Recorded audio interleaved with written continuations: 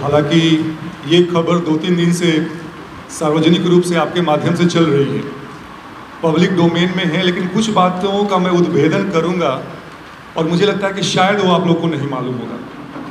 मैं थोड़ा सा पृष्ठभूमि दे दूं कि 2017 में जब बिहार सरकार ने ये टेंडर निकाला था क्रिटिकल एम्बुलेंस को हैंडल करने के लिए, इसमें खास करके बच्चों, प्रेग्नेंट महिलाएं और बुजुर्गों की बात की जाती है कि भाई अगर उनको परेशानी हो तो उनके लिए एम्बुलेंस पहुंचे। तो 2017 में जब टेंडर निकाला गया था तो एक कंपनी है PDPL, Pashupati Nath distributor private limited, और उनके कंसोर्टियम में एक और कंपनी थी समान फाउंडेशन। और PDPL जो है वो जहानाबाद के सांसद, जो कि जदयू के सांसद हैं, चंदेश्वर प्रसाद चंद्रवंशी के बेटों की कंपनी है। उसमें उनके बेटे, बहू और साले साहब डायरेक्टर हैं। तो 5 साल के लिए उनको टेंडर मिला समान फाउंडेशन के साथ, और उसके बाद से 2022 के बाद 3-3 महीने तक का एक्सटेंशन उनको मिलता रहा है। जो बात मैं कहना चाहता हूं कि उस समय 400 करोड़ का टेंडर मिला था और 650 एम्बुलेंसेज चलाने का। लेकिन जब एक बॉडी है जिसका नाम है स्टेट रिसोर्स यूनिट, जो केयर का अंग है और जो नेशनल हेल्थ मिशन के अंतर्गत काम करती है, जब उसने औचक निरीक्षण किया, जब इंस्पेक्शन किया, तो काफ़ी एनोमलीज, जिसको कि अनियमितताएं कहते हैं हम लोग, वो पाई गई है। एम्बुलेंस में सिलेंडर में ऑक्सीजन नहीं था, दवाइयाँ एक्सपायर हो चुकी थी, और तो और प्रायः एम्बुलेंस में AC नहीं था। उसके बाद से भी उन्होंने 5 साल के लिए काम किया और फिर से एक्सटेंशन लेते गए। अब ये बताइए कि जब फ्रेश टेंडरिंग होता है 2022 के बाद, तो 2 चीज़ों का, 2 मापदंडों पे टेंडर देने की बात होती है। एक था गुणवत्ता का और दूसरा था लोएस्ट बिड का, जिसको कि हम लोग L1 कहते हैं, प्राइस का। लेकिन जब 2022 का जब टेंडरिंग हो गया तो मालूम चलता है कि गुणवत्ता को हटा दिया जाता है और केवल L1 जो प्राइस फैक्टर है उसी को रखा जाता है। और इत्तेफाक कह लें इसको, या एक सुनियोजित साजिश कह लें, कि इस बार भी जो टेंडर है उसी कंपनी को मिलता है जिसका नाम है PDPL, जो कि आपका चंदेश्वर प्रसाद चंद्रवंशी जी के बेटे की कंपनी है। तो ये एक इत्तेफाक है, ये जानना हम चाहेंगे। इसके अलावा ये भाई जो गुणवत्ता की जो बात ही थी, जिसके बारे में केयर यूनिट ने बता दिया था कि भाई इनका जो काम है वो ढंग का नहीं हो रहा है, और तो और NMCH में जो 5 आपके एम्बुलेंसेज लगे हुए थे उनके बारे में भी शिकायत हुई थी। और जो Bihar state health society of Bihar, जो कि हेल्थ मिनिस्ट्री के अंतर्गत काम करता है बिहार में, और यही एजेंसी है जो कि इस एम्बुलेंस सर्विस को हैंडल करती है, उसने भी रेड फ्लैग दिखाया था। रेड फ्लैग मतलब कि उसने भी नाराज़गी जाहिर की थी। उसके बाद भी उनको टेंडर मिलता है। और तो और देखिए टेंडर में लापरवाही कैसे कैसे की जाती है। अब फिर हम बात करेंगे कि कंटेम्प्ट ऑफ कोर्ट, जो कोर्ट की अवमानना है, वो भी कैसे हुआ है यहाँ पे।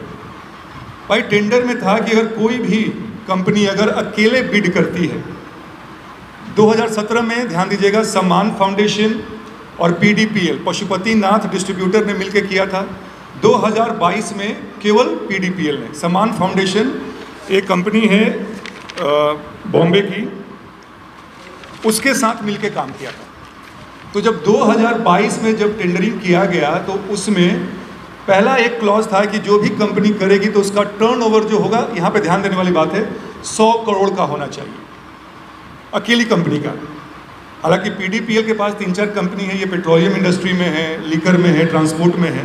तो इन्होंने क्या किया कि 4-5 कंपनी मिला के 100 करोड़ दिखा दिया टर्नओवर, जबकि जो कंपनी इस एम्बुलेंस सर्विस को हैंडल करती है उसका टर्नओवर मात्र 25 करोड़ है। वहाँ पे डिपार्टमेंट ने इसको अनदेखा किया। इसके अलावा एक और क्लॉज था कि भाई कोई भी जो सोल बिडर है, जो अकेला जो बिड कर रहा है, उसके पास कम से कम 3 साल का काम करने का अनुभव होना चाहिए और 750 एम्बुलेंसेज चलाने का अनुभव, और 50 एडवांस एम्बुलेंस। 2 चीज़ें हैं यहाँ पे, एक नॉर्मल एम्बुलेंस जिसमें कि 2 स्टाफ होते हैं और एक एडवांस है जिसमें कि 3 स्टाफ होते हैं। और इसके अलावा सर 75 सीट का कॉल सेंटर होना चाहिए, लेकिन इनके पास केवल 2.5 साल का अनुभव था। और इस जो एजेंसी है उसको घटा के जो आपका कॉल सेंटर का सीट था 75 से 50 कर दिया गया और एडवांस एम्बुलेंस का घटा के 50 से 40 कर दिया गया। भाई हम पूछना चाहते हैं, हमारी पार्टी पूछना चाहती है कि इसके पीछे कारण क्या था, आखिर क्यों किया गया। अब कुछ और बातें मैं आपको बताना चाहूँगा कि अगर इसके बाद से जब मीडिया कर्मियों ने बातें करने की कोशिश की संजय कुमार सिंह जी से, जो कि state health society of Bihar के एग्जीक्यूटिव डायरेक्टर हैं, तो उन्होंने कहा कि भाई हमारे राज्य को 2.5 करोड़ का नुकसान हर महीने का हो रहा था। एक बात बताना मैं आपको यहाँ पर भूल गया कि जब 2022 में जब बिडिंग हुई और पीडीपीएल ने अकेले बिड किया तो सम्मान फाउंडेशन ऑफ बीवीजी बॉम्बे का, इन्होंने भी बिडिंग किया था, लेकिन इनका बिड रिजेक्ट कर दिया गया एक छोटा सा कारण के कारण कि उन्हें बैलेंस शीट नहीं जमा किया था, जिसके बाबत इन्होंने कहा था कि हम जमा कर सकते हैं, पर इनको मौका नहीं मिला। तो इन्होंने क्या किया कि उसके खिलाफ में वो हाई कोर्ट चले गए और हाई कोर्ट से न्याय नहीं मिला तो सुप्रीम कोर्ट चले गए। तो सुप्रीम कोर्ट ने कहा कि भाई हाई कोर्ट ही मेरिट केस के मेरिट पे निर्णय देगी और हाई कोर्ट के पास केस को दोबारा भेज दिया गया। हाई कोर्ट कहता है कि भाई जब तक केस की सुनवाई नहीं होती, हालांकि जो टेंडरिंग प्रोसेस है वो ऑन हो गया है, तो आप कंटिन्यू कीजिए आप, लेकिन जैसे ही अगर इस केस का निर्णय आता है तब आपको काम रोकना पड़ेगा वहाँ। लेकिन इसके बाद भी जो Bihar state health society of Bihar है, उसने आनन फानन में 15 दिन के अंदर में ही लेटर ऑफ इंटेंट जारी कर दिया पीडीपीएल पे, जो कि बिल्कुल ही कोर्ट की अवमानना है, और कहा कि आप काम चालू कीजिए। तो ये भी यहाँ पे कंटेम्प्ट ऑफ कोर्ट आता है। तो जब संजय कुमार सिंह जी से पूछा गया तो संजय कुमार सिंह जी ने कहा कि 2.5 करोड़ का नुकसान हर महीने हमारा हो रहा था, तो हमने ये काम आगे बढ़ा दिया है। भाई ये 2.5 करोड़ रुपया कहाँ से आता है, ये फिगर का उन्होंने कोई भी एक्सप्लेनेशन नहीं दिया, कोई भी इसका इन्होंने बताया नहीं कि कहाँ से ये कह रहे हैं। इसके अलावा जो सबसे महत्वपूर्ण बात है, आप जानना आपको ज़रूरी है कि संजय सिंह ने ये भी कहा कि हमने ये कार्य किया है बिहार सरकार के एडवोकेट जनरल हैं पीके शाही जी के, उनके निर्देशानुसार, उनके सलाह पे। भाई दो बातें यहाँ निकल के आती हैं। आपको मालूम होना चाहिए कि पीके शाही जी एडवोकेट जनरल बनने से पहले पीडीपीएल के वकील थे, उसके बाद वो एडवोकेट जनरल बने। तो यहाँ पे कॉन्फ्लिक्ट ऑफ इंटरेस्ट होता है, जिसको कि फिर से एजेंसी ने, बिहार सरकार ने नज़रअंदाज कर दिया।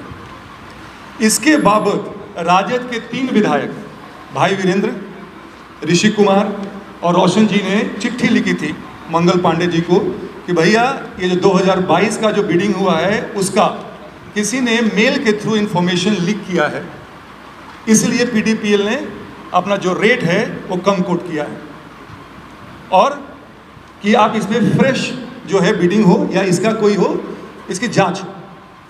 लेकिन जैसे ही तेजस्वी यादव जी आते हैं, ये जो केस है वो ठंडे बस्ते में चला जाता है। तो हम इसमें ही पूछना चाहेंगे कि आखिर उस चीज़ का क्या हुआ। तो यहाँ 2-3 बातें निकल के आ रही हैं कि पीडीपीएल को जो टेंडर मिला है वो एक पर्टिकुलर परिवार को फ़ायदा पहुँचाने के लिए 2017 में चंद्रवंशी जी जदयू के एमएलसी थे, 2019 में ये सांसद हो गए हैं।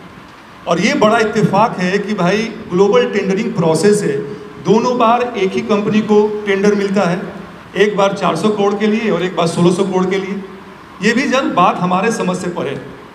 तो हम 2-3 सवाल पूछना चाहेंगे नीतीश कुमार जी से और बिहार सरकार से। जैसा कि हमारे मित्र कह रहे थे ईशान मिश्रा जी, कि नीतीश कुमार जी कहते हैं कि हम अगेंस्ट करप्शन, जीरो टॉलरेंस हम लेके चलते हैं। क्या इसमें करप्शन आपको नहीं दिख रहा है?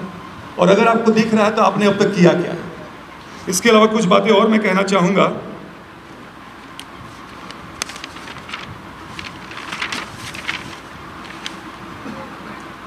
कुछ बातें ऐसी हैं कि नीतीश कुमार जी अभी 23 तारीख को विपक्षी एकता की बात कर रहे हैं, तो क्या ये 1600 करोड़ का जो स्कैम उनके सांसद कर रहे हैं, तो क्या इसके बारे में वो लोगों को बताएंगे? जो पार्टियां जो आ रही हैं, जो सर्वोच्च नेता आ रहे हैं, उनके बारे में वो बात करेंगे, ये भी बताएं। और हम ये मांग करते हैं कि जितनी जल्दी हो सके एक या तो एसआईटी बने, स्पेशल इन्वेस्टिगेटिंग टीम, और किसके अंदर बने, वो सिटिंग जज के अंदर बने, और जितनी जल्दी हो सके इस पर कार्रवाई हो, और जो ये टेंडर हो ये रद्द किया जाए और फ्रेश टेंडर है उसको निकाला जाए।